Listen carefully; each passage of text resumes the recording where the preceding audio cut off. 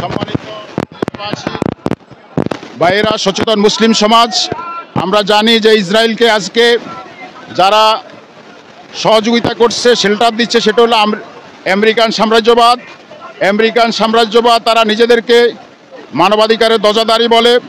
আসলে আমেরিকার পৈশাচিকতা, আমেরিকার কারণে আজকে ইসরায়েল এত বড় সাহস পাচ্ছে ফিলিস্তিনে এবং গাজায় হামলা করার। তাই আমরা আমেরিকান সাম্রাজ্যবাদের সেই মানবাধিকারের নামে মানবাধিকার ধ্বংস এবং মানুষকে হত্যা করা, নির্বিচারে হত্যা করা, শিশু হত্যা করা, মহিলাদেরকে হত্যা করা, ছোট ছোট শিশুদেরকে হত্যা করা হয়েছে, যারা তাদের নবীদের উত্তরসূরি, নবীদের ওয়ারিস। আজকে আমরা এর তীব্র নিন্দা জানাই। এই আমেরিকান সাম্রাজ্যবাদ ধ্বংস হোক, ইসরায়েল ধ্বংস হোক, ফিলিস্তিনকে একটি ইসলামী রাষ্ট্র হিসাবে স্বীকৃতি দেওয়া হোক। পাশাপাশি আমরা ফিলিস্তিনের পাশে যেই সৌদি আরব, আরব আমিরাত, জর্ডান, তাদের ভূমিকারও নিন্দা জানাই।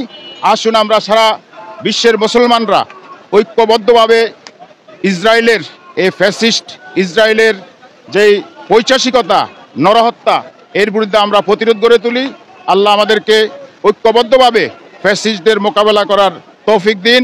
সবাইকে আগামী দিনেও যে কোনো আলেম ওলামাদের আহ্বানে এগিয়ে আসার জন্য আমরা যেন সচেতন থাকি, ঐক্যবদ্ধ থাকি, দল মত নির্বিশেষে বিভিন্ন গ্রুপ, বিভিন্ন সমাজ সম্প্রদায়ের লোকেরাও, যারা মুসলিম, সুন্নি, আহলে হাদিস, ইসলামী ভাবাপন্ন, কওমি, সরকারি, ফির, মাশায়েখ, সবাই মিলিয়ে আমরা আগামী দিনে মুসলমানদের ইসলামের এবং মানবাধিকারের জন্য লড়াই করে যাব।